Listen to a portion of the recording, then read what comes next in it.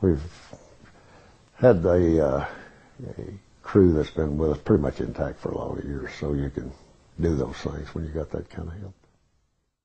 We have them from all over. We'll have them from, we'll have a pretty good sprinkling from Europe and from Asia, and some from Mexico and Canada. I imagine the major portion of them are going to come from Texas, and a lot of them are going to come from the Metroplex area, and then we get a lot of tours out of Houston and San Antonio and other places. But we have had we get a lot of repeat business, which we think is good. For one thing, it tells you that they appreciate what you did. And I think anybody that's in business has got to have repeat business. But we had a fellow booked in today that's been here the last 4 years. And of course he wanted to come back this year, and we wanted him to. So of course, our menu is not straight chuck wagon. You didn't have that much sausage or that many eggs, but the other things are pretty much down the line. Coffee, the gravy, biscuits, that type of thing. It's pretty much the way it's always been done. Well, history has it that Goodnight, in his drives north with cattle, had an army wagon, had a cabinet maker put this box in the back, and then it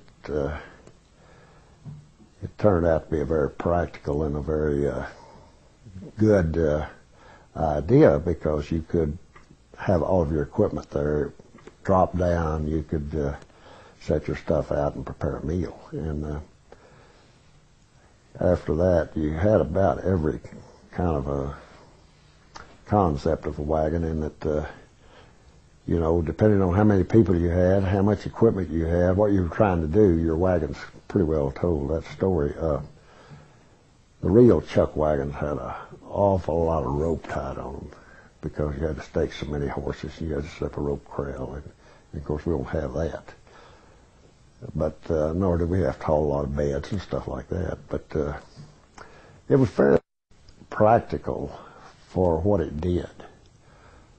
You know, your bedroll was kind of your, it had all your changes of clothes in it, all your personal gear, and you rolled it up, and then you threw it and you were complete. And you needed something like that, because there wasn't that much room, or there wasn't that much necessity for much else. So Goodnight does, particularly me, a big favor when he created that. Let's hear about the Indians. Who was here? Well, it's I think that is a awfully interesting portion of history, whether you be from Texas or around the world. You know, the pyramids were 1,000 years old when Moses left Egypt. And depending on your chronological calendar, from 3,500 to 4,000 years till Christ, and 2,000 years since. And it's hard to visualize that we had people here, maybe you couldn't call them civilizations, but you had them living here thousands of years before the pyramids.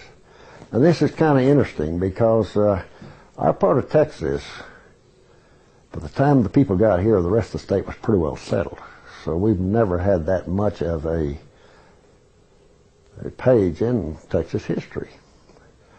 But we did have a lot of very legitimate archaeology and paleontology and these things that I think were very interesting. You had probably an Apache type, or and the only reason you call him Apache type, what else do you call him? He was in this area, pretty much all over the plains.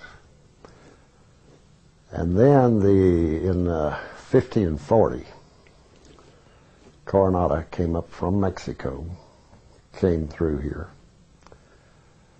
exposed the plains to the horses. By 16 and 20, everybody seemed to be horseback. Then by 1700, you had the flow from the North Plains to the South Plains, the Kiowas, the Comanches, followed by Cheyenne, which didn't come that far south, or Arapaho didn't come that far south.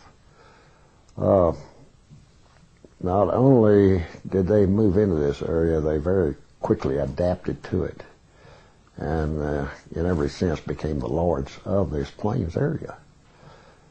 And as they made this transition to horseback, they left so much of their other culture behind.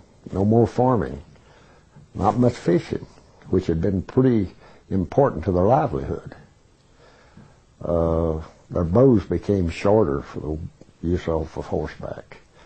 The ability to, the mobility that they had was just unbelievable. Now, you're talking about a time when you could put your pack on a dog or on your back. And how far could you go in a day, and to the point where you got a horse and you had a nearly unlimited ability to carry, to move. Teepees got big. You didn't have teepees of that size. They were little, probably about pup tent type things, up to, maybe 90 skins or more. So you really did have a cultural shock. And the Kiowas and the Comanches really adapted well to it. The Comanches controlled all of the plains, all the way down to, close to San Antonio. We've heard of the Balcony Escarpment. Well, from there north, it's a lot of real estate. You didn't have a lot of people within these, and there's some question about how many you had to start with. Some say you had as many as 5 or something, and some say you had as many as 12 tribes. But you did have this thing of at various times of year, various situations, everybody coming together and then moving out, and 4 tribes may come together and 3 move out. So you really never did have an accurate thing there, but you did have the ability of these Indians to have a good life. They did a lot of trading with the Spanish in New Mexico. Some of the, of course, all Indians enjoy ceremonial stuff, and some of them had even been baptized in New Mexico. Didn't quite get the full concept of it, but they liked the ceremony. And you had them controlling this thing, probably the greatest light cavalry that ever rode for nearly 200 years. And whenever they were moving, they were taking everything with them.